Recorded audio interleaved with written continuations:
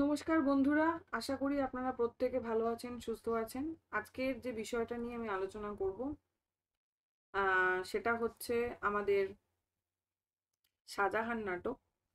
শাহজাহান নাটক থেকে পরীক্ষা নেওয়া হয়েছিল এবং সেই পরীক্ষার সঠিক উত্তর কি হবে সেগুলো নিয়ে আজকে আমরা আলোচনা করব।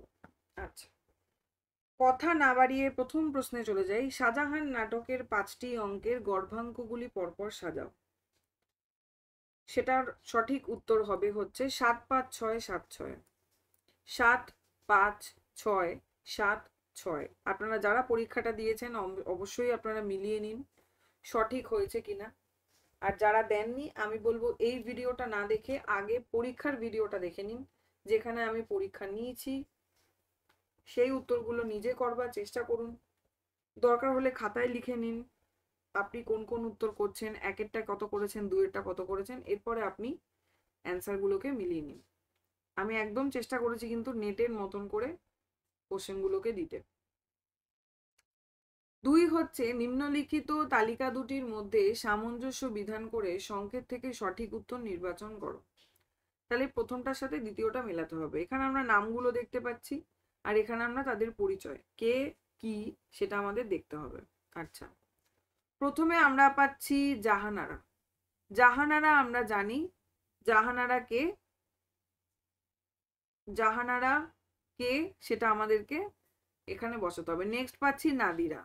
নাদিরা কে সেটাও বসাতে হবে। তাহলে প্রথমে আমরা পেয়ে গেলাম জাহানারা। জাহানারা হচ্ছে শাহজাহানের কন্যা, তাই তো। নাদিরা কে, নাদিরা হচ্ছে দারার স্ত্রী, হচ্ছে নাদিরা। নেক্সট হচ্ছে পিয়ারা কে, পিয়ারা হচ্ছে সুজার স্ত্রী। জহরত উন্নিসা, জহরত উন্নিসা কে, জহরত কে, সে হচ্ছে দারার কন্যা। মহামায়া হচ্ছে যশবন্ত সিংহের স্ত্রী। অর্থাৎ পরপরই রয়েছে 1 2 3 4 5। খ হবে সঠিক উত্তর। অপশন খ হবে সঠিক উত্তর। সোজা ছিল। 3 নম্বর চলে যাই।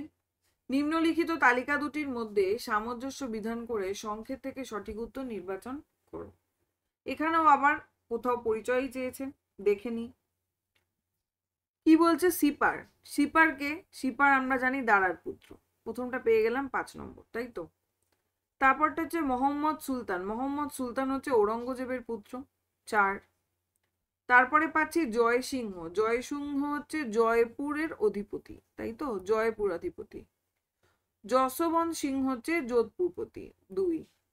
এবং নেক্সট অ্যান্ড লাস্ট পড়ে রয়েছে দিলদার হচ্ছে ছদ্মবেশী জ্ঞানী দানেশমন্ত। অর্থাৎ ক হবে সঠিক উত্তর। 3-এর সঠিক উত্তর হবে হচ্ছে ক। পরের প্রশ্নে চলে আসি, 4 নম্বর। এখানে আমরা কে কি গান গাইছে এটা আমরা দেখব, দেখে নি। পিয়ারা, পিয়ারার গান আমরা কি পাবো। পিয়ারার গান হচ্ছে তুমি বাঁধিয়া কি রেখেছো হৃদিয়ে। এরটা হবে 1 নম্বর, তাই তো। বি কি পাচ্ছি, নর্তকীগণ গান করছে আজি এসেছি আজি এসেছি। বিয়েরটা হচ্ছে 4। চারণীগণ, চারণীগণ কি গান করছে, সেথা গিয়েছেন তিনি সমরে। আর চারণ বালকের গান কি পাচ্ছি, ধনধান্যে পুষ্পে ভরা। অর্থাৎ ক হচ্ছে সঠিক উত্তর। গানগুলো আমাদের মনে রাখতে হবে। পরবর্তী প্রশ্নে চলে যাই, 5 নম্বরে। কোথায় কোথায় তাদের গান আমরা পাবো, তাই তো। প্রথম চলে আসছে হচ্ছে 1-এর 3। 1-এর 3-এ কাদের গান পাবো, 2-এর 4-এ কাদের পাবো, 3-এর 4-এ কাদের পাবো, 2-এর 1-এ কাদের পাবো, এই হচ্ছে বিষয়। আচ্ছা, এর সঠিক উত্তর বলে দিই। সঠিক উত্তর হচ্ছে ক। মানে এরটা হবে হচ্ছে 1, 1-এর 3 পিয়ারা। বি পাবো হচ্ছে আমরা 2 পিয়ারার গান। 3-এর 4-এ পাবো কাশ্মীরের নর্তকীগণ এবং 2-এর 1-এ মোরাদের নর্তকীগণদের গান শুনতে পাবো। দরকার হলে পেজটা একটু জুম করে নেবেন আপনারা, কিছু জায়গা একটু অস্পষ্ট এসছে ছবি, আমি যতদূর মনে হচ্ছে। আবার এখানে কি 6 নম্বর প্রশ্ন চলে যাই। 6 নম্বরেও প্রায় সেম প্রশ্ন। সেটা কি, 1-এর 4-এ চারণীগণের গান, 3-এর 2-এ পিয়ারার গান পাবো, 3-এর 6-এ চারণ বালকদের গান পাবো। এই যে গানটা পেলাম, ধনধান্যে পুষ্প ভরা। 4-এর 1-এ আবার পিয়ারার গান পাবো, একদম শেষ গান। 1 2 3 4। কেন এইভাবে প্রশ্নগুলো দিয়েছি এটা বুঝতে, যে আমাদের গানগুলো মনে রাখতে হবে এবং গানগুলো কোন কোন জায়গায় হয়েছে, 1-এর 4 3-এর 2 এগুলোও মনে রাখতে হবে। পরবর্তী প্রশ্নে যাই। নাটকটিতে পুরুষ এবং নারী চরিত্র, এই ধরনের প্রশ্ন বারবার আসে পরীক্ষাতে, তবু কিন্তু আমরা ভুল করি, সেই ভুলটা যেন না হয়। পুরুষ হচ্ছে 11, নারী হচ্ছে 5। 8 নম্বর প্রশ্নে চলে আসি। নিম্নলিখিত তালিকা দুটির মধ্যে সামঞ্জস্য বিধান করে সংকেত থেকে উত্তর নির্বাচন করো। এই জায়গাটা অনেক সময় আমাদের কঠিন মনে হতে পারে, কিন্তু এরকমও প্রশ্ন কিন্তু আসে। কি বলছে দেখুন, কোন জায়গা এবং কোন সময়, ঠিক আছে, যোধপুরের দুর্গ, আগ্রার প্রাসাদ, এরকম ভাবে সব দেওয়া রয়েছে। আচ্ছা, এই যোধপুরের দুর্গ হচ্ছে প্রভাত, প্রভাত। আগ্রার প্রাসাদ হচ্ছে প্রাণ্য। নর্মদা তীরে মোরাদের শিবির হচ্ছে রাত্রের দৃশ্য। খিজুয়ায় সুধার শিবির হচ্ছে সন্ধ্যার দৃশ্য। ক হবে সঠিক উত্তর। পরবর্তী প্রশ্নে চলে যাই। শাহজাহান নাটকে অনৈতিহাসিক চরিত্র, শাহজাহান নাটকে অনৈতিহাসিক চরিত্র কিন্তু দিলদার, পিয়ারা এবং মহামায়া। দিলদার, পিয়ারা, মহামায়া কিন্তু অনৈতিহাসিক চরিত্র, অর্থাৎ এরা ঐতিহাসিক চরিত্র নয়। পরবর্তী চলে আসি। শাহজাহান নাটকে মোট চরিত্র, ঠিক আছে, শাহজাহান নাটকে মোট চরিত্র কটা? 16টি। আমরা আগেই পড়েছি, 11টা হচ্ছে পুরুষ চরিত্র, 5টা হচ্ছে নারী চরিত্র, টোটাল করলে 16টা। শাহজাহান নাটকে প্রথম এবং শেষ সংলাপ কার? শাহজাহান নাটকে প্রথম সংলাপ কিন্তু শাহজাহানের এবং শেষ সংলাপ কিন্তু জহরতের, অর্থাৎ সঠিক উত্তর হবে গ। প্রথম সংলাপ শাহজাহানের, শেষ হচ্ছে জহরত, তাই তো? সুজার যে কন্যা জহরত, তার না। হ্যাঁ, নেক্সট চলে আসি। এত নিষ্ঠুর তুমি দিদি নাটকে উক্তিটা যে চরিত্রের, কে এই কথাটা বলেছে? এই কথাটা কিন্তু বলেছে নাদিরা, তাই তো? নাদিরা জাহানারাকে এই কথাটা বলতে শোনা যায় একদম নাটকের শুরুতেই। 13 নম্বর প্রশ্নে চলে যাই। নিম্নলিখিত মন্তব্যগুলির মধ্যে শুদ্ধ মন্তব্যগুলি চিহ্নিত করো।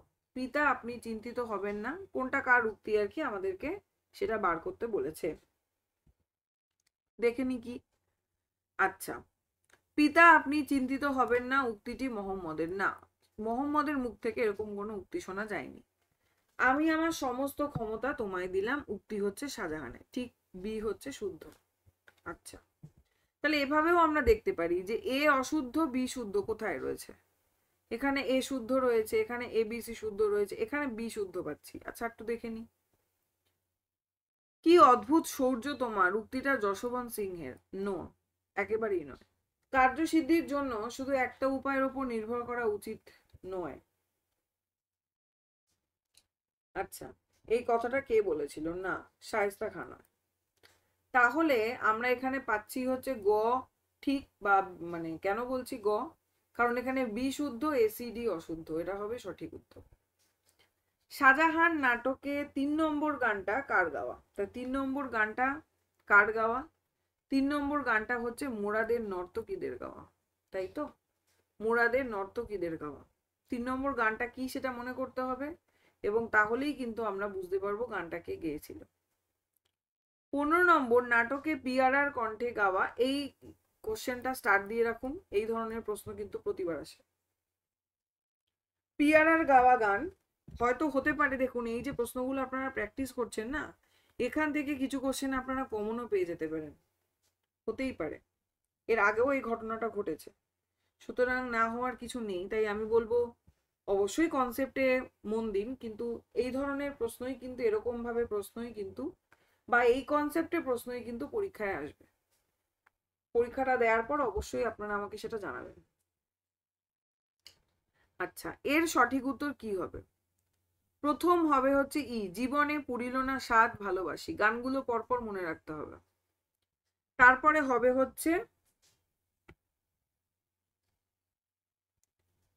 হবে হচ্ছে ডি, তাই তো?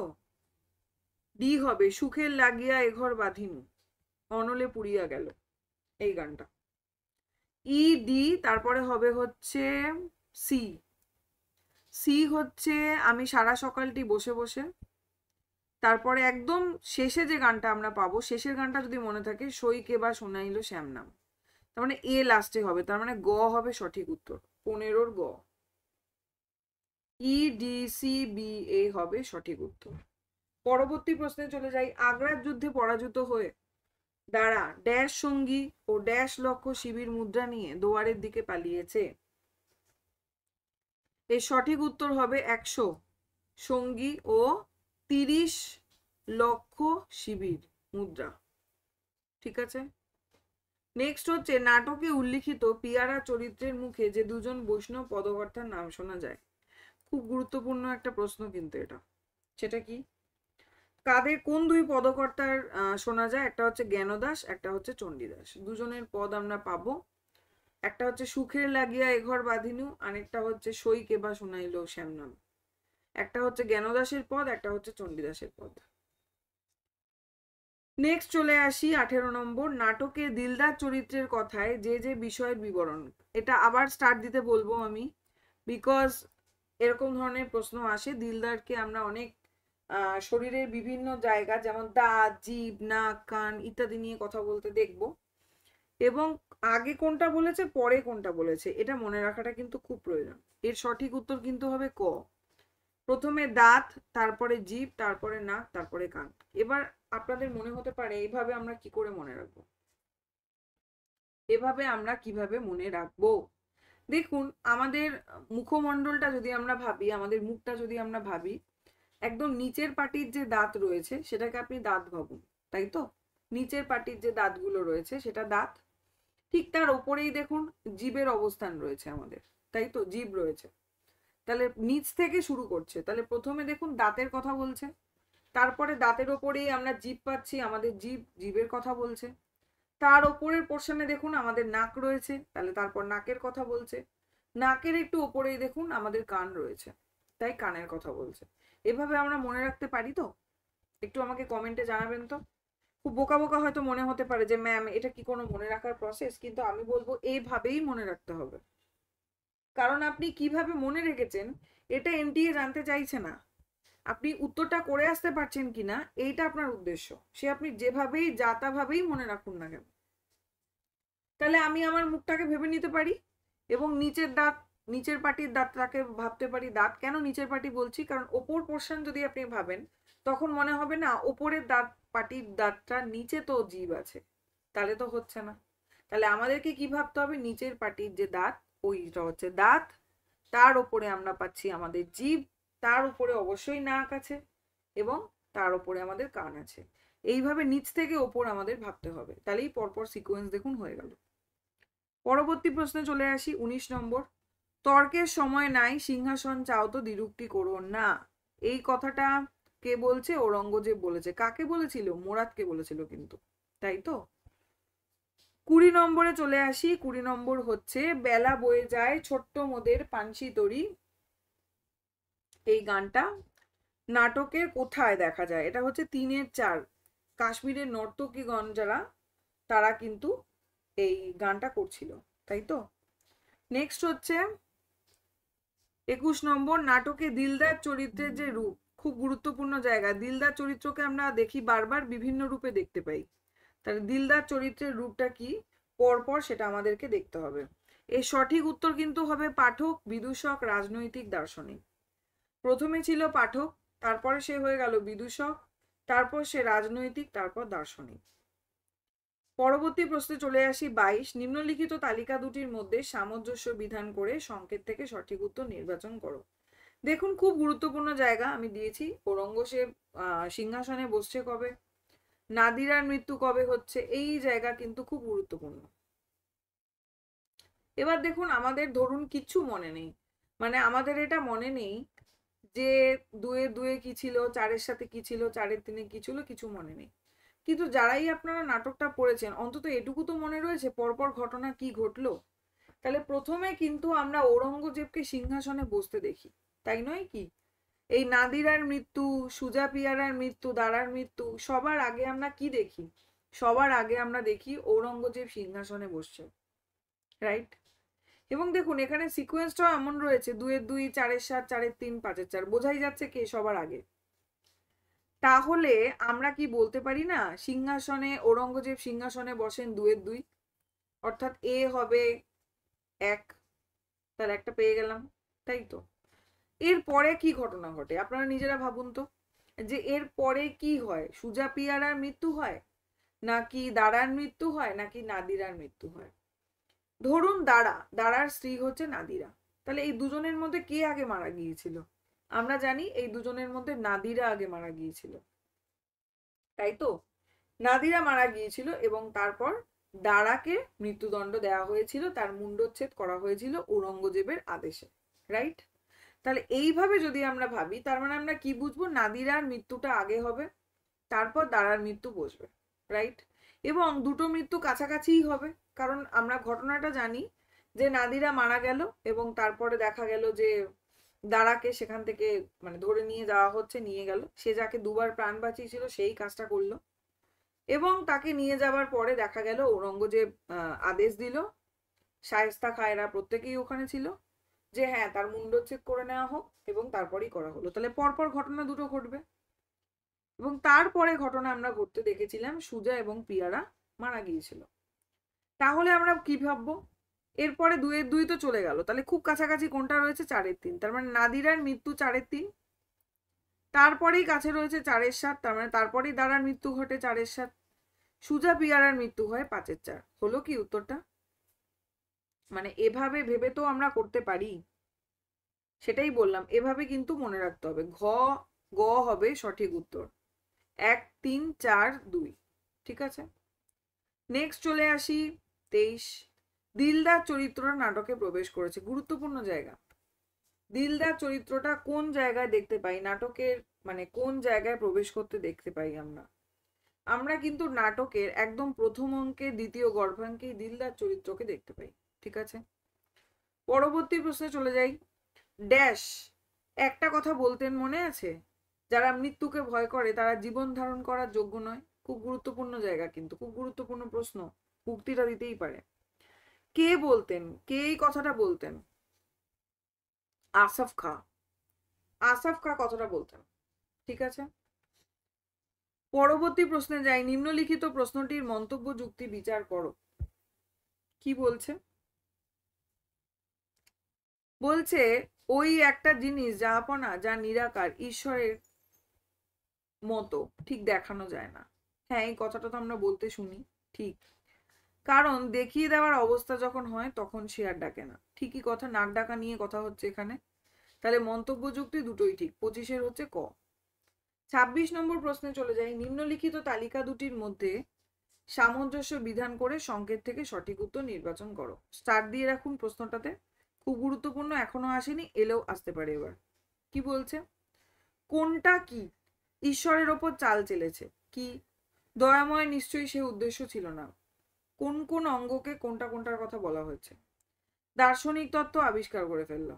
কি বোঝা গেল? তাহলে এটার সঠিক উত্তর কি হবে দেখে নি। ঈশ্বরের ওপর চাল চেলেছে, দাঁত, এরটা হবে 4, ঠিক আছে? এরটা হয়ে গেল হচ্ছে 4। এরপর কি হবে? বি, বি দয়াময় নিশ্চয়ই সে উদ্দেশ্য ছিল না, 3, নাক। তারপরে হবে হচ্ছে ভাষা সৃষ্টি করে ফেললে। কি দিয়ে ভাষা সৃষ্টি করে ফেললো? নিশ্চয়ই জীব। একটা দার্শনিক তত্ত্ব আবিষ্কার করলো, কান। দেখুন, তার মানে আমরা উত্তর কোনটা পাচ্ছি? ঘ। 4, 3, 2, 1। ঈশ্বরের ওপর চাল চেলেছে, দাঁত। দাঁত খাওয়ার জন্য দিয়েছে, দাঁত দিয়ে আমরা হাসিও। ঈশ্বরের ওপর চাল চেলেছি আমরা। দয়াময়ের নিশ্চয়ই সেই উদ্দেশ্য ছিল না। কি উদ্দেশ্য ছিল না? নাক দেওয়া হয়েছে কি নিঃশ্বাস নেওয়ার জন্য, গন্ধ শোকার জন্য, আবার আমরা নাকের ওপর চশমাও পড়তে শুরু করে দিয়েছি, সেই উদ্দেশ্য দয়াময় ছিল না। ভাষা সৃষ্টি করে ফেললাম, ভাষা সৃষ্টি কি করে হলো? জীব আছে বলেই হলো, তাই জীব। একটা দার্শনিক তত্ত্ব আবিষ্কার করে ফেললাম, কি? কান। কান টানলে মাথা আসে। এই যে একটা দার্শনিক তত্ত্ব, সেটা আমরা আবিষ্কার করে ফেললাম। বোঝা গেল? তাহলে এইভাবে কিন্তু আমাদেরকে ম্যাচ করতে হবে। পরবর্তী প্রশ্নে চলে আসি। তুমি যশোবন্ত সিংহের ড্যাশ মুঘল সৈন্য কি মন্ত্র বলে বশ করলে? যশোবন্ত সিংহের 40,000 মুঘল সৈন্য। বোঝা গেল? কত? 40,000। নেক্সট হচ্ছে 28 নম্বর। নিম্নলিখিত প্রশ্নের মন্তব্য যুক্তি বিচার করো। এই দর্পই মহারাজের পরাজয়। যুক্তি হচ্ছে অতি দর্পে পতন হবেই। এই দর্পই মহারাজের পরাজয়, ঠিক কথা। কার সম্পর্কে বলা হয়েছে একটু আমাকে কমেন্টে লিখুন তো, যে এই কথাটা এই দর্পই মহারাজের পরাজয়, এই কথাটা বলেছিল হচ্ছে ঔরঙ্গজেব। কার সম্পর্কে বলছে? মহারাজ বলতে কার কথা বলা হয়েছে? যারা আপনারা ভিডিওটা দেখছেন, আমি বলবো আমাকে কমেন্টে লিখে জানান। অতি দর্পে পতন হবেই, সঠিক কথা। মন্তব্য যুক্তি উভয়ই শুদ্ধ। তাহলে 28-এর উত্তর হচ্ছে ঘ। 29 নম্বর প্রশ্নে চলে আসি। নিম্নলিখিত প্রশ্নটি থেকে শুদ্ধ অশুদ্ধ মন্তব্য বিচার করো। দেখে নি কি বলছে। আমি আচ্ছা, আমি পিতার আজ্ঞা পালন করব, বক্তা হচ্ছে মোহাম্মদ। আহা বেচারি, কিন্তু আমি আগেই জানতাম। আচ্ছা, দেখে নিই আমরা এর সঠিক উত্তর কি হবে। আমি পিতার আজ্ঞা পালন করব, বক্তা মোহাম্মদ না, বক্তা মোহাম্মদ নয়। আহা বেচারি, কিন্তু আমি আগেই জানতাম, জয়সিংহ। ঠিক কথা। মুসলমান জাত নেমক হারাম জাত নয়, দিলির খা না। দিলির খা এই কথাটা বলেছিল, ঠিক, সোলেমানকে। নেক্সট চলে আসছি। আমি কৌশলে তাকে আপনার চোখের সম্মুখে বন্দি করব। এই কথাটা কে বলেছিল? এই কথাটা সোলেমান না, সোলেমান এ কথা বলেনি। আমি তোমায় একবার দেখব, বক্তা হচ্ছে মোরাদ। ঠিক, যখন তাকে নিয়ে যাচ্ছে, মানে বেঁধে তাকে নিয়ে যাওয়া হচ্ছে, তখন এই কথা বলেছিল। তাহলে বিসিই শুদ্ধ, এডি অশুদ্ধ। 29 নম্বর প্রশ্নের উত্তর হবে গ। 30 নম্বরে চলে আসি। সংসার কাউকে নিয়ে ভাবে না। সংসার কাউকে নিয়ে ভাবে না, কথাটা কে বলেছিল? কথাটা বলেছিল জাহানারা শাহজাহানকে। 31 নম্বর প্রশ্ন হচ্ছে নিম্নলিখিত প্রশ্নটির মন্তব্য যুক্তি বিচার করো। সুলতান সুজার সৈন্য একেবারে মোটেই প্রস্তুত ছিল না। যখন অর্ধেক সৈন্য নিহত হয়েছে, তখনও তাদের সম্পূর্ণ ঘুম ভাঙেনি। আচ্ছা, কারণ কাকা প্রকৃত যোদ্ধা নন। প্রথমটা কিন্তু শুদ্ধ, একদমই তাই, প্রস্তুত ছিল না এই কথা বলা হয়েছে, সোলেমানের মুখেই আমরা এই কথা বলতে শুনি। কিন্তু এর যুক্তি কি ছিল? কারণ কাকা প্রকৃত যোদ্ধা, যোদ্ধা নন নয়। তাহলে এটা কিন্তু ভুল। তার মানে কি দাঁড়িয়ে গেল? মন্তব্য শুদ্ধ কিন্তু যুক্তি অশুদ্ধ।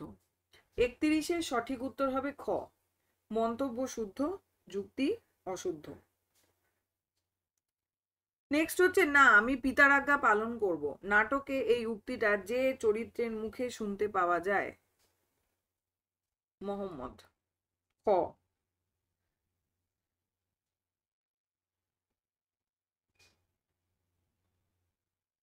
এক সেকেন্ড।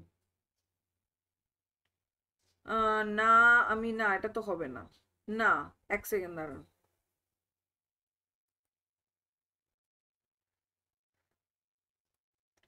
এটা না, আমরা মোহাম্মদ এই কথাটা বলেনি, এই কথাটা কিন্তু বলেছে সোলেমান। সোলেমান এই কথাটা বলেছে। নেক্সট হচ্ছে বৃদ্ধ সম্রাট ড্যাশ অশ্ব বোঝাই করে স্বর্ণমুদ্রা দ্বারা উদ্দেশ্যে পাঠান। 33-এর সঠিক উত্তর হবে 57, 57টা অশ্ব বোঝাই করে। নেক্সট হচ্ছে 34 নম্বর। ঔরঙ্গজেব মুরাদকে যেখানে নিয়ে যাওয়ার নির্দেশ দেয়, এটা কিন্তু হবে 34-এর কোথায় নিয়ে যাওয়ার কথা বলছিল? মুরাদকে কোথায় নিয়ে যাওয়ার কথা বলছে?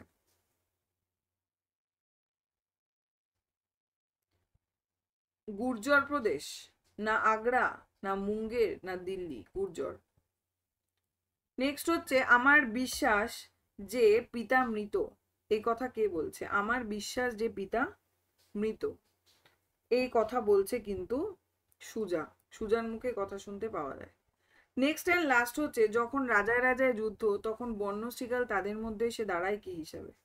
বন্য শিগাল বলতে কার কথা বোঝানো হয়েছে? বন্য শিগাল বলতে এখানে মির্জুমলা এবং শায়েস্তা খাঁর কথা বোঝানো হয়েছে।